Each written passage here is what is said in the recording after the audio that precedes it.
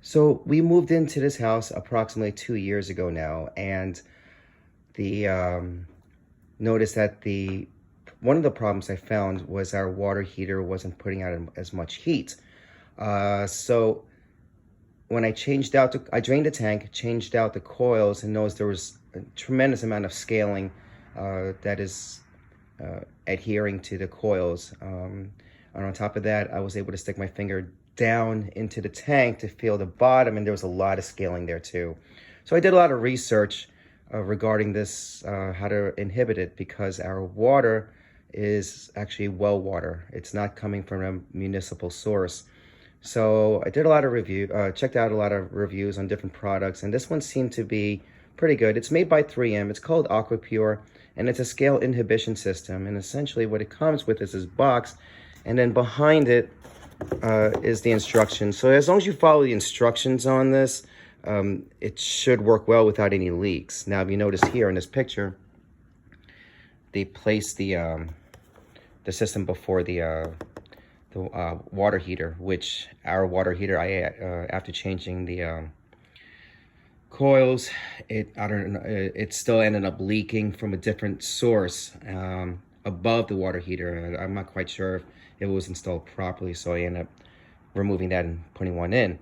So now that we have a new water heater, I don't want the same thing to happen, because the last water heater that came with the house was 5 years old, and had a plumber come in. He thought he fixed the problem, and apparently it didn't. So I wasn't gonna go out and have someone installed when I know I can do it on my own. Anyways, as you can tell here, it actually the water flow goes in, and it passes through the system itself here. So the package comes with the filter itself. I think there's phosphates in there, and the T. So obviously you're gonna have to follow the direction of the water. You don't want to put it the other way around, because you can tell when you look into this thing, as you see the arrows going through one way, some of the water actually goes into that little hole that you see down there and pushes down into this filter. Now, I've seen some of the other videos on YouTube where there's a tube that goes straight down, and then the water shoots right back up, with the water pressure. And that's what happens here. So you can see those, I don't know if you can see it clearly, but there are 3 holes.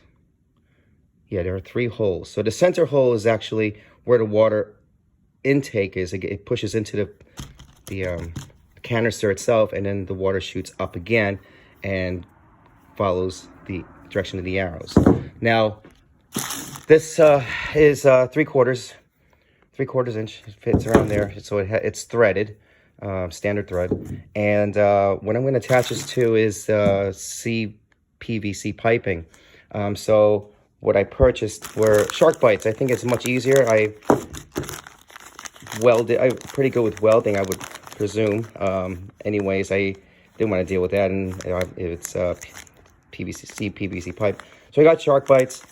This is threaded, so what's going to happen is it's going to go through there, and then obviously you can put some Teflon tape along with this, and they're both the same thing. Okay, so you're going to thread it through there, and that's where the pipe will go in. It's a push fitting. Okay, now before the water goes through, I already have a valve on this end. Okay, so now I need a valve on the other end. So I got this also, a 3/4 inch shark bite. Again, also push fitting. So this will go after. And the reason why you would want to do that is because the recommendation, depending on usage, as well as the, if you have really bad, slow water flow, then you would have to change this out. Now, the recommendation is every 6 months. I've seen some people change it out every year. So it just really depends. Likely, I'm going to change it out every 6 months. I spent a lot of money on the water heater, installing it, and all the time. I don't want to do that again. So I want that heater to last. Now, for the PVC piping, there's different ways of cutting the pipe itself. One I saw with a hacksaw, different types of saws and everything, but I didn't want to deal with the mess, and I wanted a straight cut. So I bought this thing. And this one is, I got this at the local department store, and it cuts PVC pipe, CVC, PVC pipe as well. And it cuts it straight, and it's like a ratchet type system. So it makes it fairly easy, less dust, and you get a straight cut. Okay, so I'm going to take you into where I'm going to install this thing, okay? So here is the water heater. It's a 50-gallon. The one I had before was an 80-gallon one, which I thought it was really good to have in this house. I think it might be a little bit too far excessive. So I stuck with a 50-gallon tank, much cheaper, and the cold water intake is actually this pipe right here. Okay, this is the hot water output. All right, the problem with that, putting that system in, is I don't know where to install it. I mean, I guess, you know, there are several ways you can install it through here, but I want it, you know, so it would get it, it'll be filtered before it enters the tank. I had the plumber come in, and he suggested to install it sideways. Okay, where's the arrow there? Sideways. The Aqua Pure said you can do that. I'm a little hesitant doing that. So I'm actually going to install it at the intake where well water first comes into the house. So that way, not only is the water heater being filtered from the scaling, but I guess it's also good to have it all throughout the house, and it's easier to get to. All right. So just for demonstrative purposes only, so I got this tool out. I was trying to figure out how to, because when you get it out of the,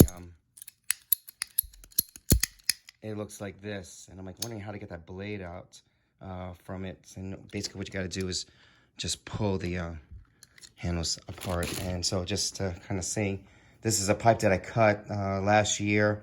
You can tell that it's not quite straight, okay? Almost like a 30-degree angle on there. So what I did was I got it in there, just let it rest, and then just ratchet it away.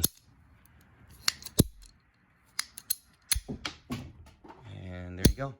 It's pretty straight there. So, alrighty. Here is where the water is stored. This is the reservoir. Okay, I think this 26-gallon tank. And you can tell that I have the pipes going up and then over. And then that supplies to the rest of the house, whether it's upstairs or directly into the water heater. And so this is where I'm going to stick it. This is where I'm going to place it. So I'm going to try to find a beam on top. There are beams that I can, so, because I'm sure that the, when it's filled, it'll probably just pull the tube down. The system is going to pull the tube down a little bit. So I want to secure it to one of the beams above. All right, so I'm going to get some kind of cleaning solution to clean the pipe as well. So it forms also a solid fit with the shark bite. As long as there's no debris, I'm happy with that. Okay. Okay, so I identified where I want to place it, and there is actually a beam right here. So I'm just going to clean this area first, okay? I'm just going to use straight up alcohol, rubbing alcohol. I mean, it's, again, you just want to really just get to the debris and everything else clear from it. It's not, shouldn't be that dirty at all because it's downstairs, and this actually had a one of these rubber piping on there to insulate it. I did buy a new one, so that way it keeps it from freezing, because this area really is not insulated as well, except for above. You have the concrete, and then on the other side, obviously, you have the cold weather here up in upstate New York. All right, so the water, the intake water is actually, I have a valve, as I mentioned, and it's by the tank. So I'm going to clip it right here. So the whole house is off right now. And on this side is actually furthest away is where I'm going to place the valve, the second valve, because the first one's already over the other side. All right. And because the water is all filled up on that side, you do want to have a collection container, because the water will flow back down here. You just don't want to make a mess, okay? All right, let's try to get this thing open, and this is where we're going to place it.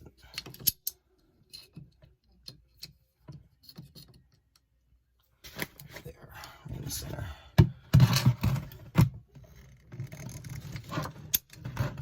And you can tell it's already squirting out. There you go.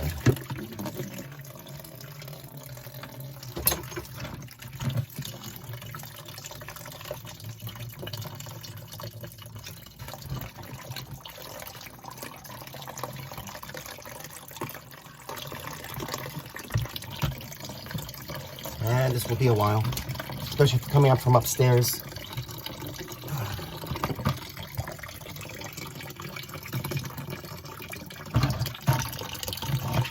This is down here. Now, if you want, what you can do is you can actually place this valve in there right now to keep it from water flowing out, but it isn't that much to begin with, so.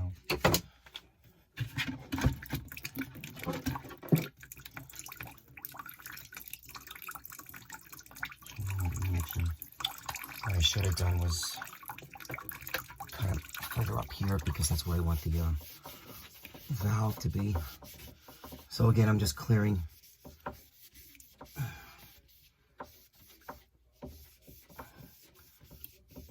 I'm just cleaning the pipe out so I don't have to do it later. I'm still going to wipe it down anyway. You can see all the dirt that's on there. There's the camera.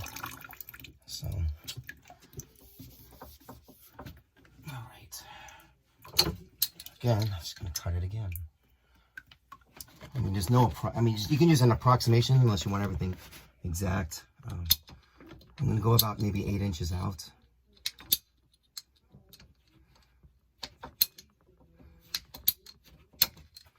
And again, that also has like a straight cut to it, which I really like. So, you can see there's like a turd in there. Anyway, again, cleaning it out, around it. Looks like you really have to. Let's see.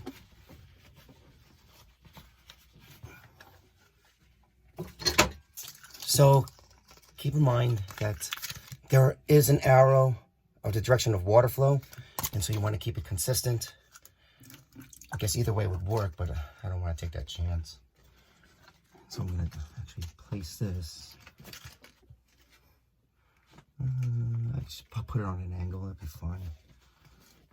And you just gotta slide it through until it connects, which you did.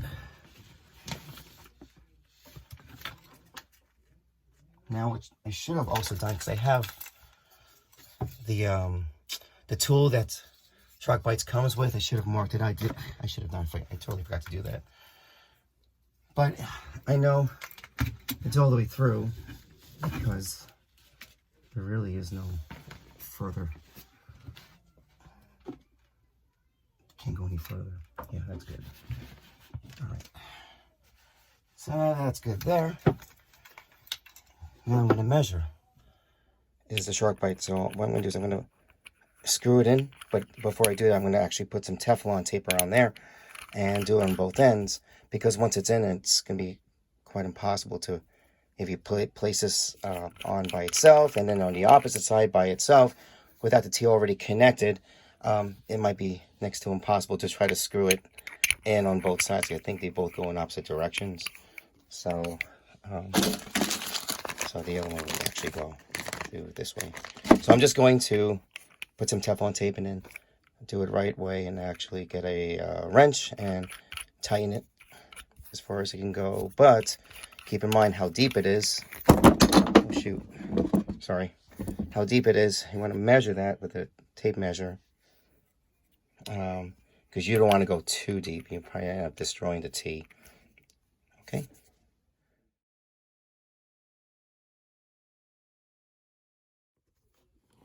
So what I did was, because it was hanging kind of low, I temporarily placed two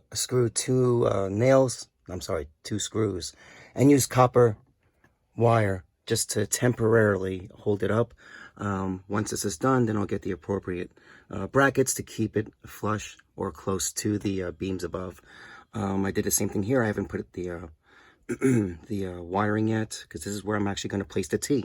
So with the T, again, you want to make sure you follow the arrow, so it's gonna go this way. I already Tefloned both ends and then tightly screwed the ends together. And again, this is where it's going to go. So now it's just a matter of measuring the pipe from this end to that end, and then obviously the same thing with here too.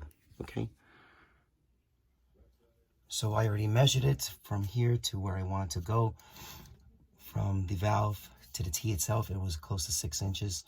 I did make those marks that I talked about, you know, using the little orange tool that SharkBite gives you, so you can have a better approximation, actually a close figure of where you want the piping to go. And so I place it on this end first, that way I have more leverage to push it through. And then I'm going to hold it on this side here, make sure I get into that inner tube, and slowly push it until it reaches those marks that I made. There you go. So let me kind of show you that there. So again, I know it's in because that's where I made those approximate marks. Again, the T will be up here. Now I just have to cut the piping here so it'll be flush together. Okay. So I made my mark, and this is where I'm going to cut. It's about 3 inches off this original pipe. And slowly, whoops, there you go. Make sure it's flat so you get a straight cut, and then just ratchet away. There you go. Okay. And then again, you want to clean everything. I'm just using pure alcohol. I'm sure there's other solutions you can use. But again, I just want to make sure that there's no debris. So you wait for that to dry a little bit. And we're more than halfway done. We're just about done, actually.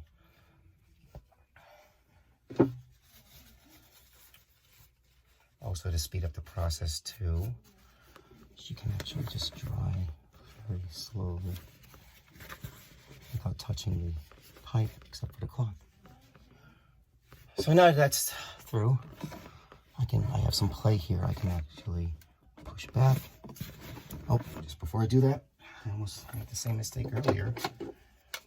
Again, to make sure you have a good fit, solid fit, you got to use this little tool here and then just mark. So again, just made a mark there, so I know that when I push the fitting through, it's where it needs to be. There is a little gap, you can tell that because the marker has a little bit of a chisel angle to it. So if I put it up there, so let's take that out. And there's always water dripping around, so gotta make sure it doesn't.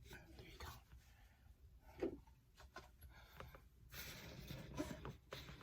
Okay. And slowly push it through. There you go. And you're all set. There you go. Okay. So, again, like I said, there's going to be a little gap, but I know when I use the orange tool, whoops, there was one anyway. So everything looks pretty good. You have the arrow pointing in the same direction, as well as, I don't know if you can see it over here as well. So everything's going this way. And last thing to do is place the canister and then turn on the faucet and hope for no leaks. Okay. All right, so I have the canister I'm going to place inside. You don't have to put any, where's the camera? You don't have to put any Teflon because there is actually a seal at the bottom. You really don't want to touch that because I think I have a little bit of an oil coating to it. And just slowly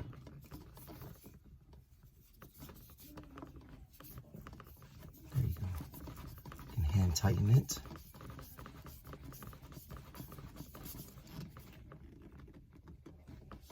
And you're all set. So that's it. Now again, I just have the copper piping, the copper wiring. I'm also going to place one here temporarily, just to support the weight, because I know this thing's going to get heavy. It's already heavy as it is, and there's no water in it yet. Until I get the appropriate brackets, which I'll get later on today. So,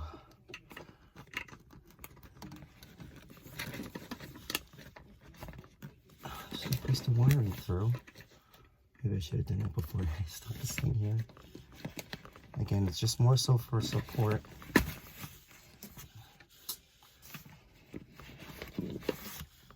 So there's not too much weight on the pipe. You can just bring it on over. Again, just to support the weight.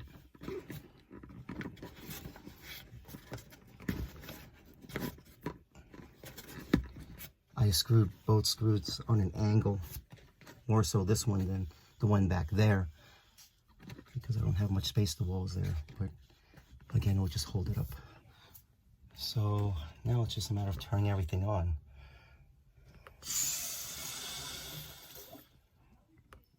There you go. So everything is on. I don't see any leaks. And I'm going to turn on the one for the house.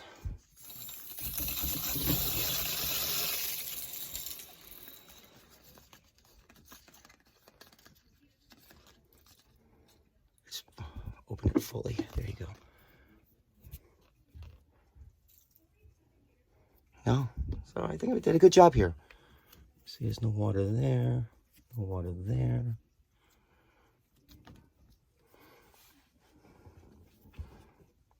And then just being as neurotic as I am, I'm going to check again to make sure in a couple hours or maybe an hour if there are any leaks where I placed everything. It looks like the shark bites are holding up.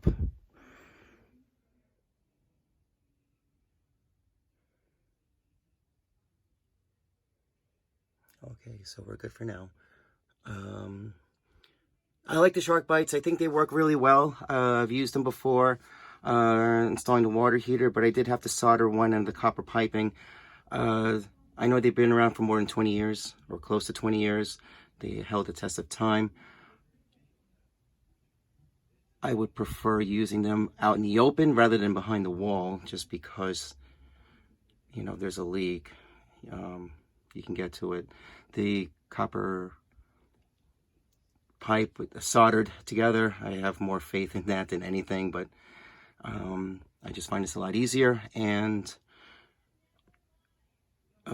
simple to work with. Okay, alrighty, thanks for watching. Last thing, the Aqua Pure, it can barely see it over here, but it tells you when you installed it and then when to change it again every 6 months.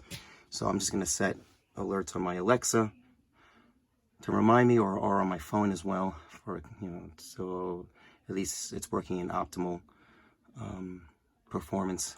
The canister, I'm not quite sure if they have a shelf life. They sell for just under 30 bucks on Amazon, and that I'll definitely maintain, just to make sure that you know, the water's being filtered.